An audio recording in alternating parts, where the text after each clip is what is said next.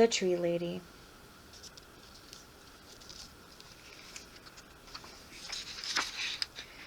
The Tree Lady. The true story of how one tree-loving woman changed a city forever. By H. Joseph Hopkins.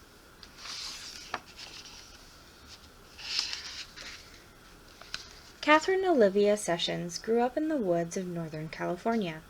She gathered leaves from oaks and elms. She collected needles from pines and redwoods, and she braided them together with flowers to make necklaces and bracelets. It was the 1860s, and girls from Kate's side of town weren't supposed to get their hands dirty. But Kate did.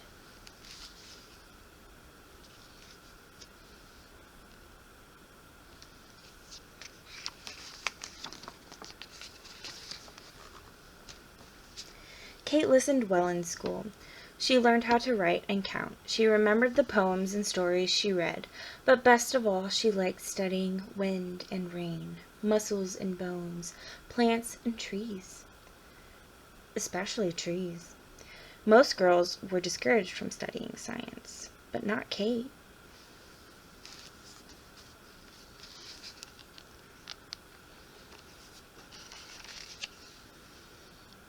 Kate felt the trees were her friends. She loved the way they reached towards the sky, and how their branches stretched wide to catch the light. Trees seemed to Kate like giant umbrellas that sheltered her and the animals, birds, and plants that lived in the forest. Not everyone feels at home in the woods, but Kate did.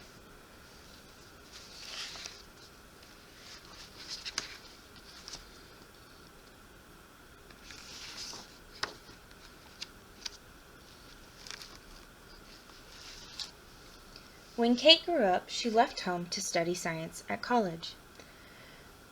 She looked at soil and insects through a microscope. She learned how plants made food and how they drank water. And she studied trees from around the world. No woman had ever graduated from the University of California with a degree in science. But in 1881, Kate did.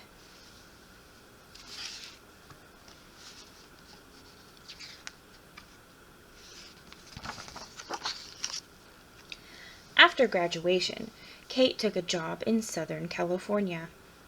When her boat docked in San Diego, she saw that her new home was a desert town. Kate never thought she would live in a place with very few trees. But now she did.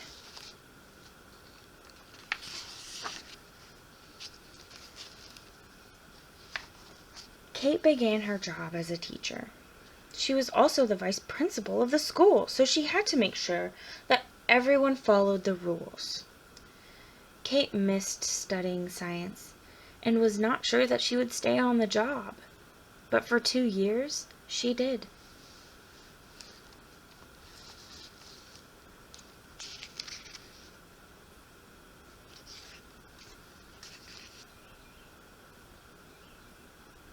From her school, Kate could see the city park in the hills above town. It was called a park, but it didn't look like one. It was where people grazed cattle and dumped garbage. Most San Diegans didn't think trees could ever grow there, but Kate did.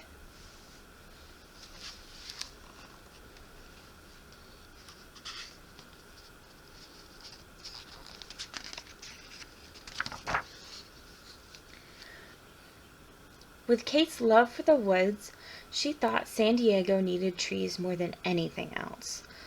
So she left teaching to become a gardener. She knew that she must plant trees that could live in a dry soil with lots and lots of sunshine. But her friends worried Kate wouldn't find trees like that. But she did.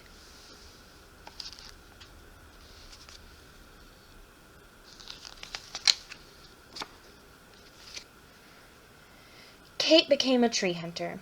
She wrote letters to gardeners all over the world and asked them to send her seeds that could grow in the desert. She also traveled south into Mexico to look for trees that liked hot, dry weather and steep hills and canyons. Not everyone knows how to hunt for trees, but Kate did.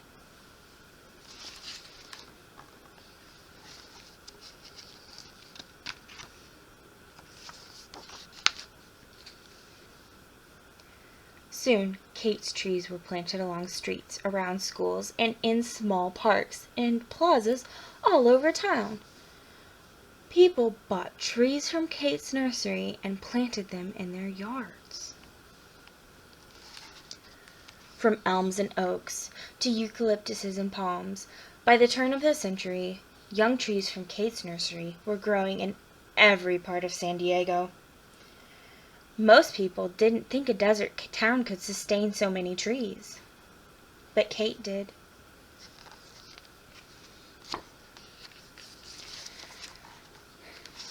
Then, in 1909, the city leaders announced that a great fair called the Panama, California Exposition was coming to San Diego in 1915.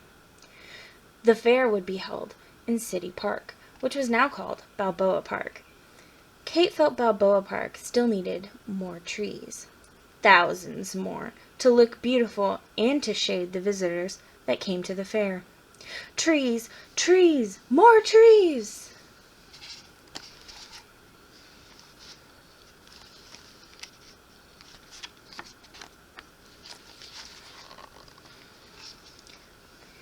That was too many trees for Kate to plant by herself, but she knew lots of people could do it together.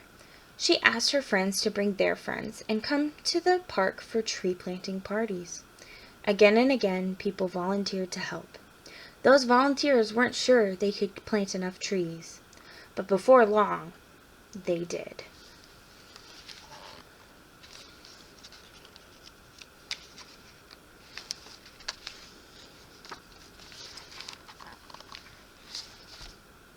And when the fair opened, San Diego was ready.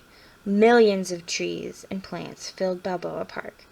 The fair had so many visitors, it stayed open for 2 years instead of 1. People came from near and far to see the attractions and stroll in the cool shade.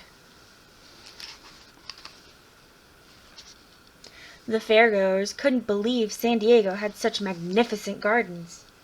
But thanks to Kate, it did.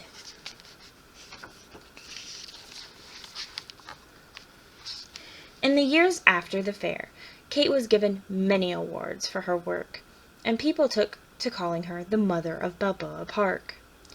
She continued gardening and planting the trees until her death in 1940. Back then, few could have imagined that San Diego would become the lush, leafy city it is today.